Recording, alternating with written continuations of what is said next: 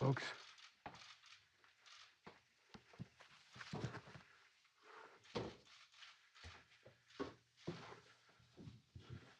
Hello, folks. How are you? Welcome. Welcome. Wish you were here in person. One of these days, we're going to be able to do that again. I want to thank you for joining us, and Happy New Year. And before we begin, I want to say a word about where our economy stands today. We're entering 2022 in a position of a unique economic strength. 6 million new jobs, a record number for a new president, been created since January last. Unemployment is down to 4.2%, 3 years ahead of predictions. New small business applications are up over 30% compared with before the pandemic, and the fastest growth in America in nearly 40 years. And America is the only leading economy in the world where the economy as a whole is stronger than it was before the pandemic, even after accounting for price increases. Because we took action for the American Rescue Plan and a bipartisan infrastructure law, we made important progress.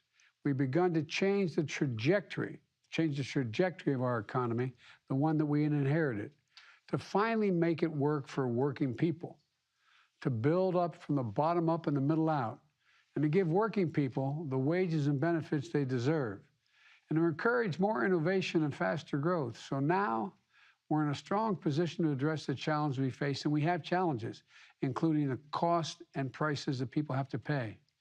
We're already laid out a three-part plan to address costs that families are facing. Number one, fix the supply chains. We're going to have another discussion on that in a couple weeks with the Secretary of Agriculture. Protecting consumers, number two. Three, lowering kitchen table costs, including with my Build Back Better plan. But today, we're here to talk about strengthening competition, which will bring down cost. Back in July, I signed an executive order to promote competition across the economy. In too many industries, a handful of giant companies dominate the market. And too often, they use their power to squeeze out smaller competitors and stifle new entrepreneurs, making our economy less dynamic and giving themselves free rein to raise prices, reduce options for consumers, or exploit workers. The meat industry is a textbook example on the price side. 4 big corporations control more than half of the markets in beef, pork, and poultry. These middlemen that they buy from, farmers and ranchers, and sell the processed product to grocery stores. That's the way it works. Without meaningful competition, farmers and ranchers don't get to choose who they sell to. Or put another way, our farmers and ranchers have to pay whatever these 4 big companies say they have to pay, by and large. But that's only half of it. These companies can use their position as middlemen to overcharge grocery stores and ultimately families. If we can hold a second, I was telling my colleagues earlier in my office that I was sitting in my kitchen yesterday, and there's a sunroom off the kitchen, and my wife was there with her sister and a good friend named Mary Ann, and she was saying, "Do you realize it's over $5 for a pound of hamburger meat? $5? Well, this is partly, the pound of beef today costs $5 compared to less than $4 before the pandemic." And here's some historical context. 50 years ago, ranchers got over 60 cents for every dollar a family spent on beef. Today, they get about 39 cents. 50 years ago, hog farmers got 40 to 50 cents for each dollar they spent. Today, it's about 19 cents. And the big companies are making massive profits. While their profits go up, the prices you see at the grocery stores go up commensurate. The prices farmers receive for the products they are bringing to market go down. This reflects the market being distorted by lack of competition. I've said it before and I'll say it again. Capitalism without competition isn't capitalism, it's exploitation. That's what we're seeing in meat and poultry and those industries now. Small, independent farmers and ranchers are being driven out of business, sometimes businesses that have been around for generations. It strikes at their dignity, their respect, and the family legacies so many of them carried for generations after generation. So I'm here as Secretary of Agriculture Tom Vilsack, former governor of the state of Iowa, and Attorney General Garland, to talk about how we can create fair markets and more opportunities for family farmers and ranchers and bring down the price at grocery stores. There are 4 pieces of our action plan. First, we're going to invest $1 billion in new and expanded meat and poultry processing capacity, funding that was included in the American Rescue Plan to revive our economy, to bring in more competition and dignity and more farmers, ranchers, and customers. We're going to invest in new and innovative small businesses and meat processors, the lifeblood of our economy. And when we do this, we'll give farmers and ranchers more options beyond giant processing conglomerates, shore up the weak points in our food supply chain. Secretary Vilsack will share some about this very shortly. Second, we're strengthening rules to protect farmers, ranchers, and other producers. For example, the Department of Agriculture is rewriting the rules under the Packers and Stockyard Act, which was a law back in the 1920s that was needed at that time and still needed to protect farmers and ranchers from abuse by processors. The last administration weakened that law, making it possible for the abuse that we're seeing now. We're going to strengthen the law to make sure it works as intended. Third, the United States government, my administration, will enforce existing competition laws vigorously and fairly. My executive order on competition established a whole-of-government approach to increasing competition.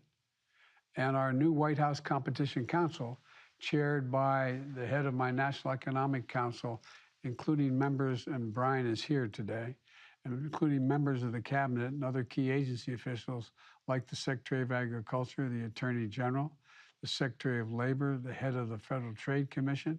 They're all there to make sure that antitrust laws are enforced across the board. Today, the Justice Department and the USDA announced a joint initiative to make it easier for farmers and ranchers to report potentially illegal practices in the agricultural sector. Attorney General Garland will discuss this more. Fourth, we're bringing greater transparency to the industry. A free market isn't truly free without transparency around prices. How do you justify the price? And right now, that's largely disappeared in the cattle market, transparency. Back in August, the Department of Agriculture took steps to address this, and we're going to keep pushing. And I'm pleased to see that Congress is taking action as well to increase competition and fairness, with a bipartisan group of senators now working on legislation to make cattle markets more transparent. And all these issues are areas where we can and we must come together in a bipartisan way. And I'm grateful to the members of the Democratic and Republican members of Congress for being willing to come to the table. Senator Jon Tester and Senator Grassley of Iowa, Tester's from Montana, have been leaders in this effort. And I'll be inviting a bipartisan group to come together to discuss how we can make progress legislatively as well as they're proposing, even as we continue doing everything we can on the executive branch side. Strengthening competition is good for all of us. Farmers and ranchers deserve a fair shake. American families facing high prices at grocery stores deserve a fair price to put food on the table. Rural communities, which see more good jobs when there's more competition. And our economy as a whole, as we make our food supply chains more resilient. I'm looking forward to hearing from the farmers, ranchers, and processors joining us today. We're going to ensure that you have the tools you need on the level playing field you deserve. And we're going to fight for fair prices for American farmers, ranchers, and families, all three. With that, I'm going to turn it over to Secretary Vilsack. Tom, the floor is yours. Mr. President, thank you very much. And certainly as I traveled around the country, I've heard sad stories of farmers and farm families who've had to leave this business because of a lack of competition. Your executive order on Competition challenged us at USDA to take immediate action and to develop a set of tools to expand processing capacity, increase competition, improve farm income, and create good-paying jobs in rural America. And we went to work. And because of your American Rescue Plan, we have the resources to be able to do meaningful work, committing over $1 billion, broken down as follows. $100 million is going to be utilized to reduce the cost of inspections for existing small and very small processing facilities. This is going to help us maintain the capacity we have. $32 million in grants were awarded to 167 existing facilities to modernize their operations, to allow them to expand their opportunities beyond the state border, to engage in interstate commerce. This is going to expand market opportunity and income opportunities for these processors. $100 million in available loan guarantees to address the middle-level supply chain challenges that this industry faces, from cold storage, warehousing, and also allowing these facilities to expand their operations as well. We believe this $100 million will leverage nearly $1 billion of investment. And the announcement today we make is an $800 million commitment of grants and loans to address capacity, workforce, and innovation challenges the industry faces.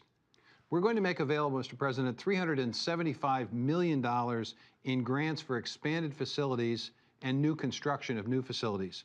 Now, we want to get to work right away because farmers have been waiting a long time for this help.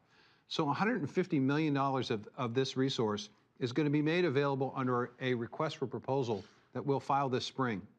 These resources will be made available to projects that are just about ready to get going, but just need a little bit of help to accelerate the implementation plan. So this $150 million, we believe, will help to sponsor at least 15 new projects that will complement, expand along the 50 facilities that you mentioned earlier that the major 4 companies currently have. So it's a significant step forward.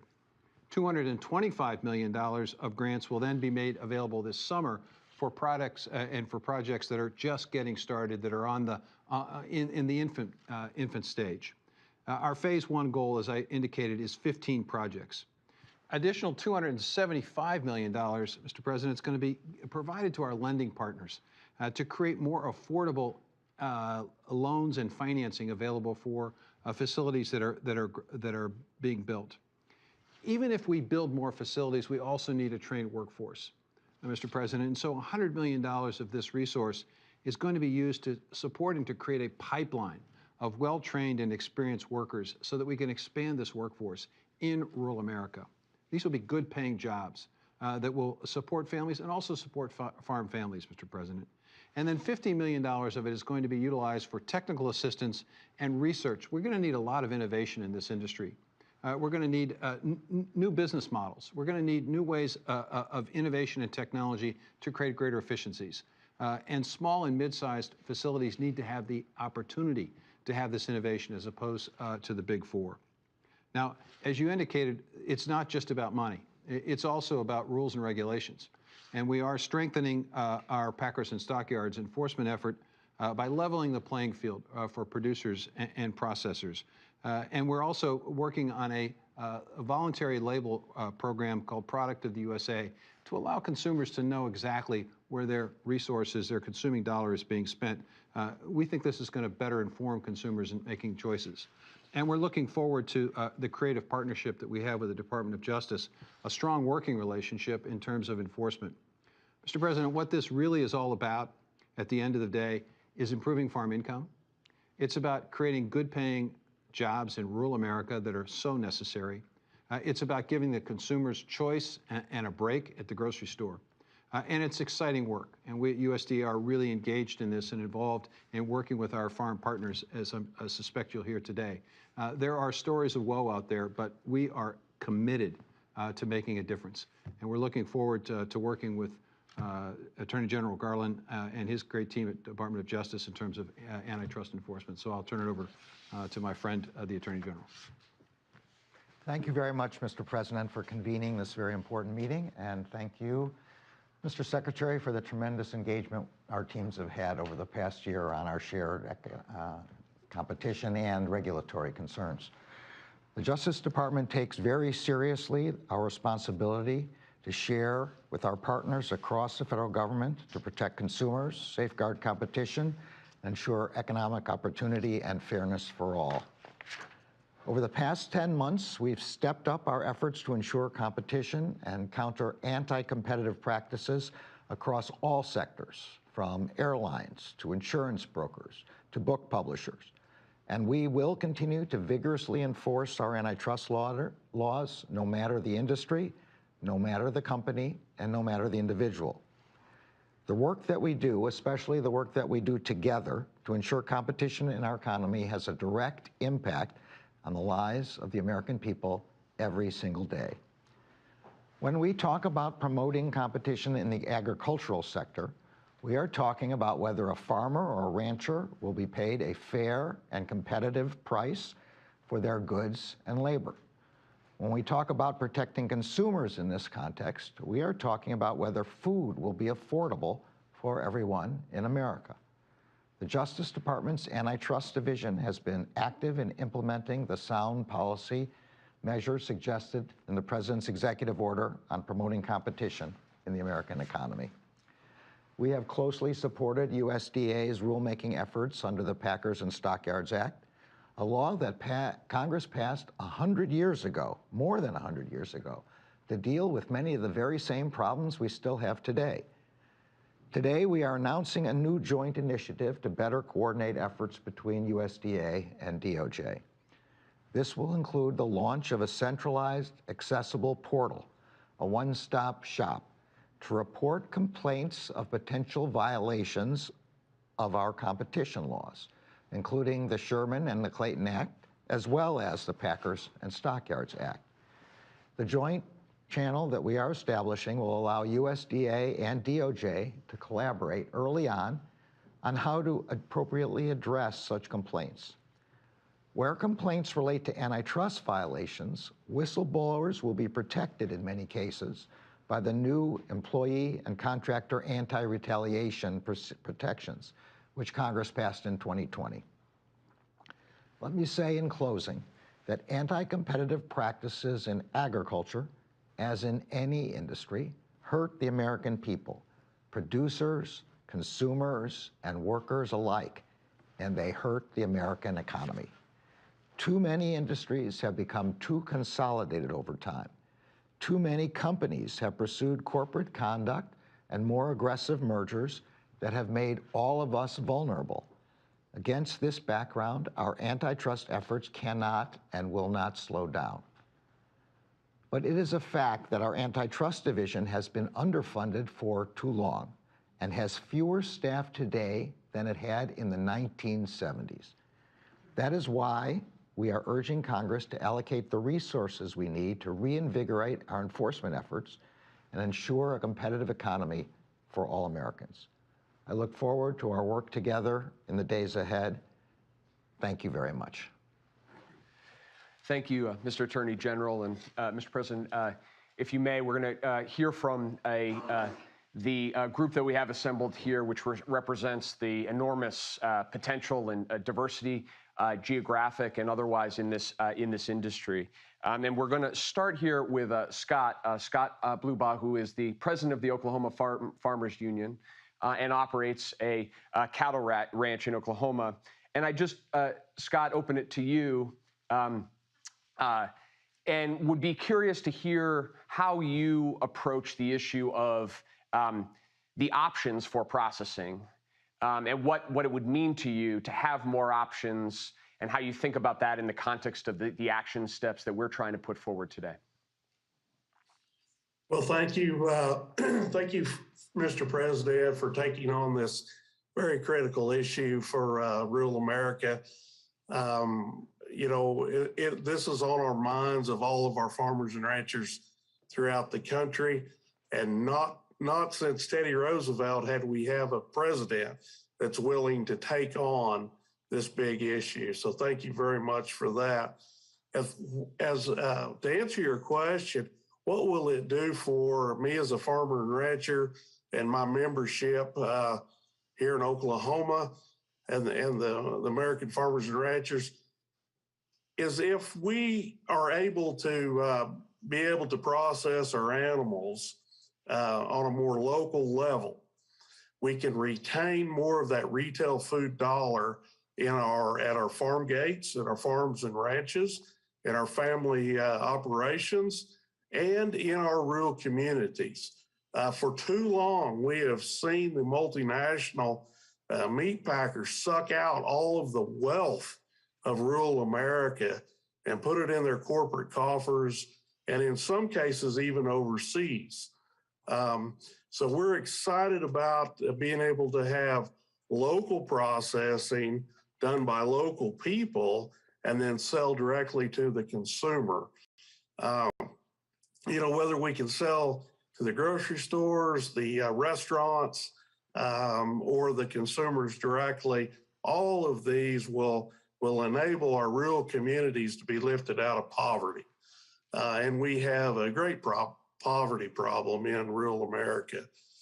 So we're excited about that. In Oklahoma, I will tell you, $10 million of the first round of the CARES COVID money was actually allocated through our Oklahoma Department of Agriculture to fund some projects just as you're speaking of.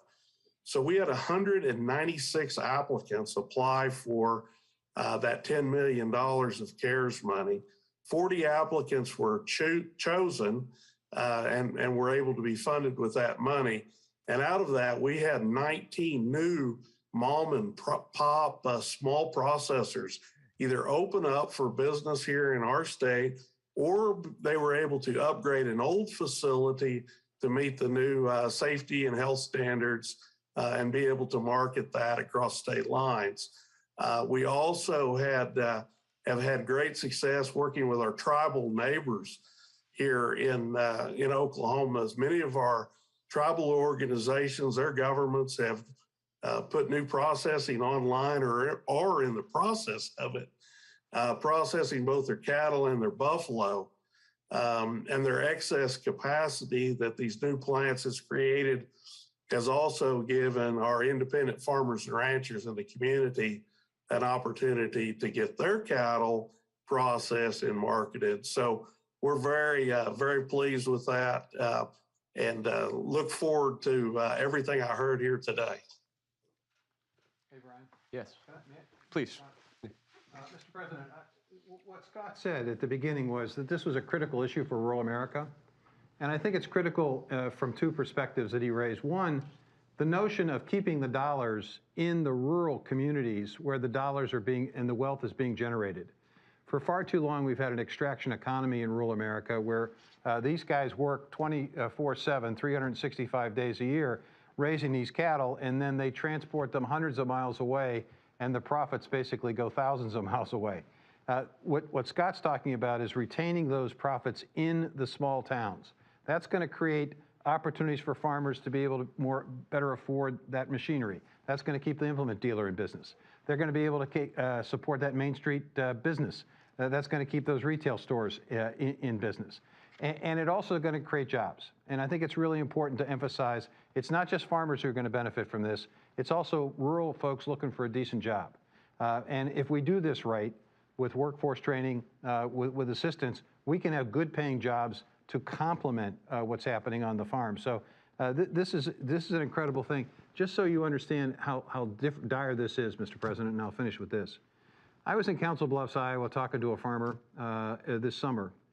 And he came up to me and he said, Mr. Secretary, thank you so much for doing this. He said, I just sold a load of cattle. And he said, this is what irritates me about this whole system. I lost $150 a head. $150 a head I lost on this cattle. But I know the processor that purchased those cattle is going to make $1,800 a head. And he looked at me and he said, Mr. Secretary, how is that fair? It's not. I ask you a question, Scott. When you talk about, you said be able to go locally. How far do you have to go before these smaller operations opened up to sell your cattle? I mean, the average farmer, cattleman in Iowa or in Oklahoma or wherever, how far do they have to take their cattle to actually sell them? to the Well, if we processors? sell the cattle to the big four processors, then it's several hundred miles, and it's a little bit misleading that we have four of these very large companies, processors, but they're located more regionally. So in many cases, there's only one option to sell to, and so it's a take it or leave it price that you're offered. So when we tried to go around that system and not give our cattle away to these multinational companies, but if we can process them on a local level and then sell directly to consumers, it's just a win-win for everybody. It's a win for the consumer. They get more choices. In my opinion, they get a better product. And we know, because of the pandemic, has shown us and proven to us that consumers want to buy local if they can, and they want to know where their food comes from, and they trust the American farmer and rancher to do that. And their faith in the American farmer and rancher is far greater than any of these multinational companies. So it's just a win-win for everyone I see, except maybe these four companies we're talking about. Thank you. So, Mr. President, I want to ask Corwin Heatwell to come in. Corwin is the founding farmer and CEO of Farm Focus, and to pick up on the last point, Corwin's on the front line of actually innovating and creating an alternative processing facility in the poultry industry. So, Corwin, can you talk a little bit about what motivated you to do it and the challenges that you've had in building your company? Yes, thank you.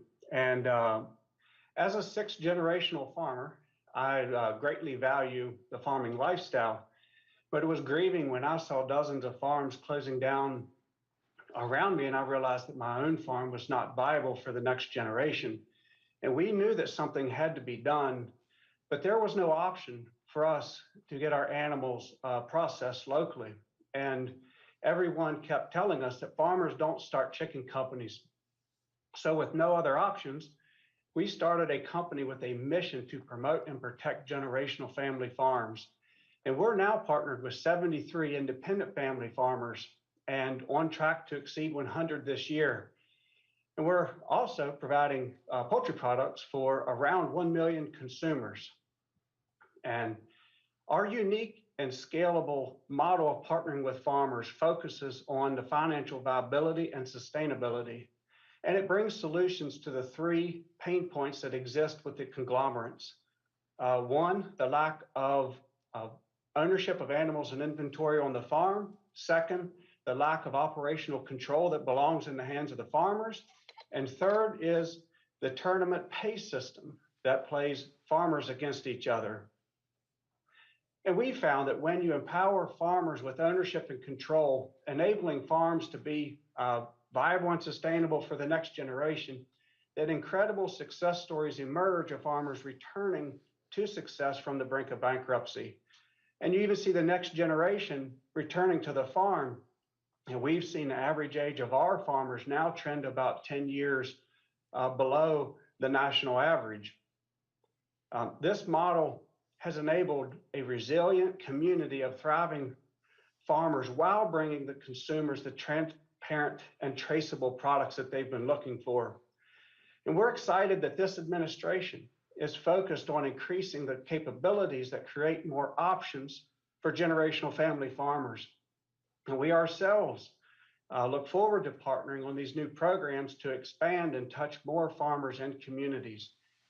We believe that together we will continue to level the playing field for farmers and ranchers while establishing a more resilient supply network. So we thank you for your diligence in helping preserve the legacy of the American farmer. Well, thank you. Thank you. You know, everybody, I come from the state of Delaware. Everybody thinks the big industry is chemicals. It's chickens. Chickens, broiler chickens, billion-dollar industries, and needs help. So anyway, sorry, I don't want to get too personal here. We're going to move to the next set, but we're going to pause for a moment and for the press to exit. Okay.